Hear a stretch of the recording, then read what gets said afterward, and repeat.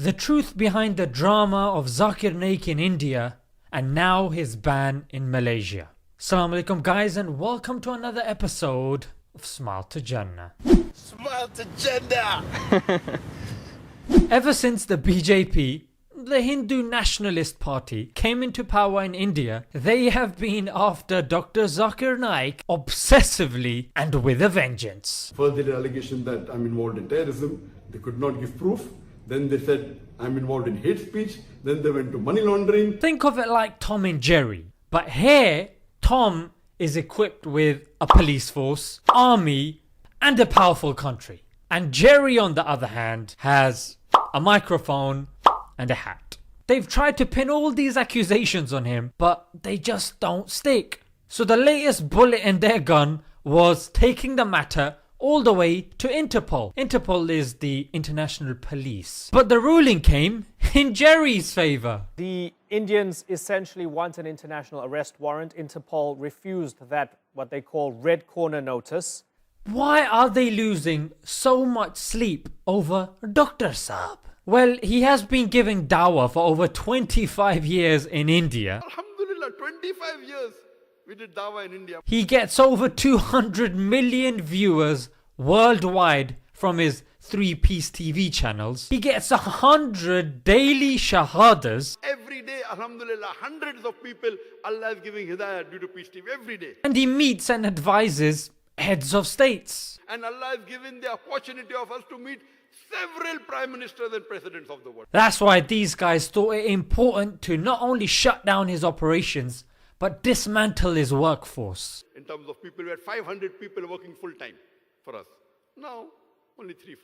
Forcing him to go and settle in Malaysia. Even in Malaysia, this legend was able to carry on the dawah to such a degree that he managed to assemble over 100,000 people and still speak about the integral issues that are affecting the ummah that not that many people have the guts to speak out on. Many of the Uyghur Muslims in these concentration camps, they are tortured. And with the current Kashmir crisis, the Indian government is trying to censor the people that are trying to speak out against the atrocities. I mean, they're trying to get Twitter pages banned, they're trying to get videos removed. But despite all of this, he still decided to speak out against the crisis in Kashmir. That means now they are learning how Palestine was destroyed and overtaken by Israel. Now they want to do it to Kashmir. What is the Muslim Ummah doing? Nothing. Props to him, but it came at a price. A quote of his was taken out of context, flung around all over the media. He was questioned by the police for 10 hours, banned from speaking in public, and the Prime Minister of Malaysia stabbed him in the back. He was talking about sending the Chinese back to China and Indians back to India. That's political. That he wants to participate in racial politics in Malaysia. Now he's stirring up racial feeling. Now here's his statement. And later on, now there are people coming afterwards. Malaysia became fully Muslim. Then you had the Chinese coming, you had the Indian coming, the Britishers coming. They are our new guest. Somebody called me a guest. So I said, before me, the Chinese are the guest. They aren't born here. So if you want the new guest to go first, ask the old guest to go back. Seems logical enough in a 3-hour lecture where he's talking about the double standards and hypocrisy of the media, and he gave case studies ranging from Bhagat Singh, Nelson Mandela, all the way to George Washington. And then he mentioned that the Hindus in Malaysia were still supporting the Prime Minister of India. And the main point he's trying to make here is, in India you're not allowed to support anyone other than Modi. But here, people living in Malaysia, they're not supporting the Prime Minister as much as they're supporting Modi. Now these are logical points being made by a critical thinker, yeah? But the real reason here is Malaysia's a small country, yeah? And they're getting a lot of pressure from India, as are other nations as well. And they can't afford to fight against India. Let's look at the giant Muslim nations, yeah? You got Saudi. At this moment in time, they've just invested billions in India. On the other hand, you've got Abu Dhabi. Yeah, they are giving a medal to the Prime Minister of India. So what do we really expect from countries like Malaysia? Because when stuff hits the fan, Malaysia is going to have no one to turn to, because one country is going to be busy handing out medals and the other one's going to be busy investing in the countries of tyrants. And whether we look at the Turkish media, the Qatari media, or even the Indian media, look how they introduced Dr. Zakir Naik. Zakir Naik is somebody whose ideology has influenced many terrorists. Controversial preacher. This controversial Islamic preacher. Controversial preacher. Controversial preacher. Hate preacher Zakir Naik. Hate preacher Zakir Naik. And ironically, he's been cleared from all of these charges. I mean, let's take terrorism and extremism. The same only single newspaper reported against me. 1st July the attack took place. 3rd July 2016, the Daily Star gave an article on me. 4th of July, majority of the Indian newspaper went against me. Few days later, they gave a correction.